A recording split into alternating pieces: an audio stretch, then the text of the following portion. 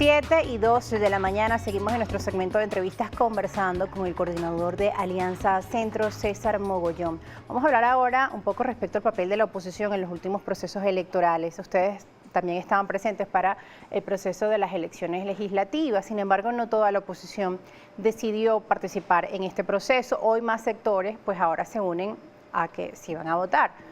Y para la población venezolana es confuso también, aparte de hay un rechazo hacia la gestión del gobierno, pero también hay un rechazo hacia la gestión de la oposición por este tipo de actitudes. Participamos, no participamos, parece un círculo vicioso. ¿Qué es lo que ocurre? Mira, realmente el país está sumergido en una crisis, una orfandad política de dirección, en control hacia la toma del poder o espacios de poder. Entonces, tenemos una oposición o tenemos múltiples oposiciones que creen en diferentes visiones, pero que no entienden que dividido no logramos absolutamente nada.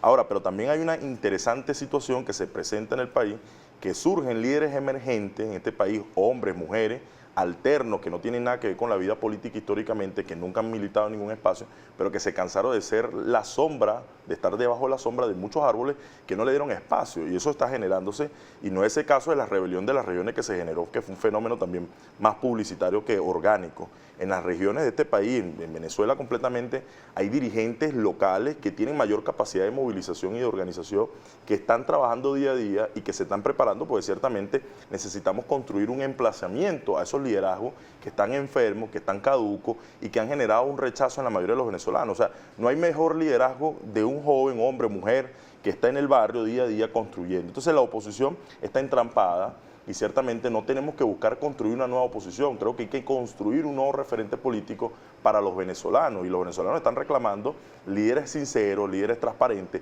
pero líderes que no solo pasen en el periodo electoral, porque siempre todos los partidos políticos se venden como una alternativa que no van a pasar solamente en las elecciones, pero es lo que hemos hecho. Ahí tenemos el caso de las parlamentarias. ¿Cuántos candidatos no habían de los sectores de la oposición recorriendo el país? Y cuántos candidatos que estaban convocando la abstención también estaban recorriendo y convocando que no se movilizara. Ahora vemos una gran campaña interesante de quienes se abstuvieron y quienes obviamente promovimos la participación, recorriendo el país, recorriendo las regiones, promoviendo un espacio de participación democrática. Entonces hay una contradicción en la oposición, y eso también el venezolano lo ve. O sea, el venezolano va a comprar a partir de este momento ese liderazgo genuino que le permita conectarse directamente con él. Ahora bien, la oposición habla de unidad, pero por ejemplo en días anteriores ya veíamos cómo, por ejemplo, Unión y Progreso se desmarcaba de algunos diputados opositores, ¿no? Ahora, Alianza Centro, ¿qué opina respecto al papel de la unidad dentro de la oposición? Sabemos que hay, como tú bien decías, hay múltiples ideologías dentro de la oposición venezolana, pero ¿estarían ustedes dispuestos a formar parte de una unidad amplia? De hecho, mira, nosotros Alianza Centro hemos dispuesto en conversaciones con algunas organizaciones políticas de base, pero también con dirigentes nacionales, nuestra organización, que se llama Alianza Centro, como una plataforma nacional, dejar de ser un movimiento personal de nuestra organización, de nuestra militancia, y convertirlo en esa plataforma que arrope y que abrigue a todas las corrientes ideológicas, pero que podamos juntos enrumbar una victoria para los venezolanos. El problema pasa realmente por los egos, las ambiciones, de repente el cliché de sus dirigentes políticos que tienen miedo a construir un nuevo referente que permita aglutinar y ganar. Aquí lo que se trata realmente, y ojo, lo digo con honestidad, yo voy a poner el caso particular de mi municipio, de donde nosotros estamos trabajando duramente y en algunas regiones, pero por lo menos en el municipio Libertador del Estado de Aragua, nosotros logramos conformar un bloque político que se llama OK Mi Pueblo, que es algo coloquial, sencillo, básico, pero está generando una gran fuerza porque nos estamos encontrando todos los actores políticos, los que participaron, los que no participaron, los que llamaron a votar, los que llamaron a no votar, y entendimos que por el rescate del municipio tenemos que unirnos. Yo podría tener aspiraciones hacia alcalde, gobernador, diputado, pero yo entendí, y lo he hecho público y lo he hecho en muchos espacios, yo solamente tengo 33 años, yo lo que quiero es llegar a los 60, que este país se cambie, que este país mejore y que este país progrese. Si a nosotros nos dan la oportunidad de ser director de una alcaldía, pues no pudimos ser candidatos, pero en esa fórmula que estamos construyendo unitaria desde la base, no de los cogollos, obviamente nosotros vamos a trabajar. Y a eso invitamos a los ciudadanos, organicémonos en los barrios, en las comunidades, a los líderes políticos de base, no espere que su partido le diga a usted qué hacer. Organícese por el bien de la autonomía de su municipio, porque lo que está en riesgo ahorita en este proceso es el liderazgo político en los territorios, perder los espacios políticos y empezar a ceder. Y vamos a vivir entonces, vamos a esperar, si no pasamos esta elección y no las ganamos, obviamente van a pasar 4 o 5 años más para poder entonces construir un nuevo referente. César, a esta hora de la mañana también hay preguntas que está haciendo nuestra audiencia y nuestro compañero Seil Contreras está listo para leerlas. Sí, Rosa, saludos a nuestra audiencia que se incorpora hasta ahora a la señal de Primera Página por Globovisión. Saludos también a nuestro invitado. Luis Méndez comenta, buen día. El tema de la ley de comunas ya prácticamente será un hecho con una Asamblea Nacional 90% oficialista. ¿Qué podemos hacer la ciudadanía común para evitarlo y cómo podrá la oposición frenar tales leyes al ser minoría? Mire, primero que nada hay que entender que la ley de comuna o la ley de ciudades comunales ya es un hecho tangible por un error cometido de los sectores de la oposición de no haber participado en la Asamblea Nacional. Si hubiésemos participado, tuviéramos hoy el control político de poder revertir eso. Ahora, ¿qué nos toca a los ciudadanos? Enfrentar en el espacio de la participación. El gobierno le tiene miedo a algo, es a la Asamblea Ciudadana. Si nosotros nos organizamos en cada barrio, si nosotros hacemos el trabajo orgánico en cada comunidad, nosotros pudiéramos derrotar desde el Consejo Comunal, la comuna hasta la ciudad comunal, pero pasa por la organización real y el liderazgo de la oposición en la base. Hay otro comentario, Jesús Eduardo Jaimes le dice, líderes políticos de oposición los acabó la misma oposición y eso está bien claro. Fíjate que hablas de corrientes ideológicas, pero criticas la ideología del chavismo, entonces ¿cómo se come eso? Primero, hay que entender que el chavismo no es una corriente ideológica, fue un fenómeno social en Venezuela. El que crea que el chavismo fue una corriente ideológica está revertiendo todas las corrientes de izquierda que existen en el mundo. O sea, eso es, el chavismo fue una corriente populista con un fenómeno interesante de un espacio de democracia participativa, pero no fue una corriente ideológica, no se estableció como una corriente ideológica, es un fenómeno social. Ahora, la inclusión de todos los factores, del chavismo, de los que obviamente aún creen en Maduro, de repente los sectores de la izquierda y la derecha, parte de eso es lo primordial del diálogo y del encuentro. Todos los factores estamos siendo agredidos desde la base política de este país hasta lo más amplio de lo que pudiéramos representar en los diversos corrientes del pensamiento. Darío Lozada dice, buenos días, ¿no piensa el invitado que si aumentan las pensiones se convierte en un círculo vicioso, ya que el dueño de un automercado tiene que subirle el sueldo a 100 empleados y por ende le aumentan los precios a todos los productos? ¿Cuál sería la solución? Mira, el país atraviesa por una megacrisis social, política, económica y nosotros no pudiéramos decir que la solución a la crisis económica se resuelve con más aumentos de salario. Nosotros pudiéramos apoyar y lo estamos haciendo claramente.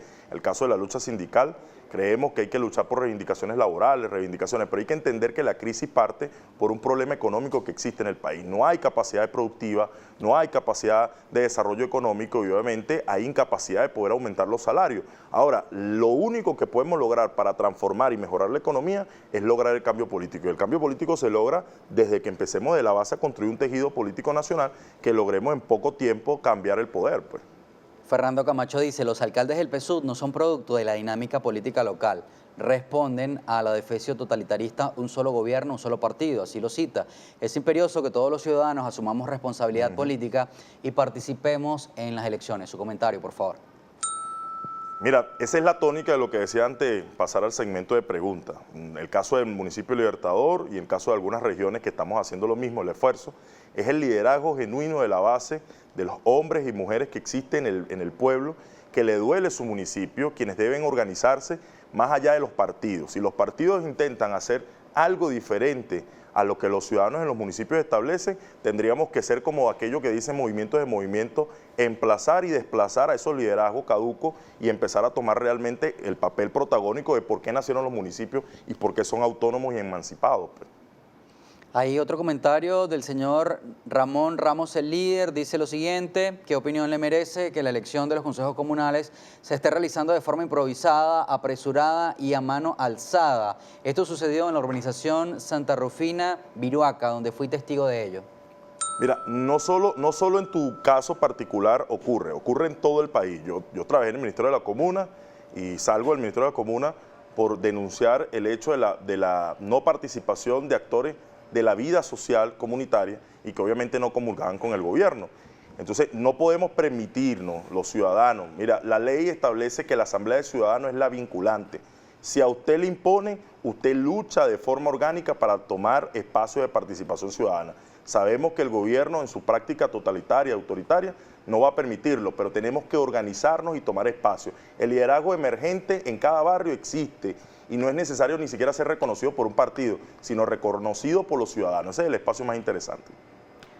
Nos queda ya muy poco tiempo, coordinador de Alianza Centro, Gracias. César Mogollón, pero antes de irnos quisiera conocer también la realidad del COVID-19 en el estado de Aragua, a un año de la pandemia. Las cifras de Venezuela son bajas aún en comparación con otros países de Latinoamérica. De hecho, en el mundo estamos en uno de los últimos lugares en cuanto a mortalidad por COVID-19 y también de contagios. Hay mucha preocupación ahora, dada la variante P.1, la variante del COVID. ¿Cómo está la situación en este estado? En Aragua, particularmente, yo lo decía y lo sigo diciendo en todos los espacios digitales donde manejamos, hay una grave situación de colapso y de anarquía en materia de la prevención y obviamente, más allá de que las instituciones no responden, también es de los ciudadanos. Tenemos que tomar conciencia de prevenir, de cuidarnos, de tomar medidas de bioseguridad que permitan no contagiarte tú solo, sino también llevar el contagio a gente que puede ser afectada mayormente. Ahora, a las autoridades de los gobiernos hay que exigirle públicamente, mire, que tomen control sobre las licorerías que están abiertas 24 horas, que es una realidad para Aragua, espacios nocturnos, sí, espacios nocturnos que lejos de tener espacios de bioseguridad, bueno, son espacios de relajación del tema de la seguridad con el COVID y obviamente el tema del turismo, o sea, las playas en Aragua se colapsan los fines de semana y permiten el acceso a los ciudadanos libremente, como que si aquí no estuviera pasando absolutamente nada. Entonces, yo creo que es un tema del llamado a las instituciones, pero también un tema del llamado de conciencia a nosotros como ciudadanos del papel que jugamos ante esta batalla del COVID-19. Bien, muchísimas gracias por estar con nosotros, darnos tus posturas y también tu visión respecto a la situación en el estado Aragua. Agradecemos su participación en este punto de encuentro informativo, así como también a nuestra audiencia. Al regreso de la pausa nos acompañará David Asensio, concejal del municipio Baruta. Seguiremos evaluando la situación de los servicios públicos en la entidad de Miranda, una de también las más afectadas por COVID-19, la variante brasileña en estos momentos. Al regreso.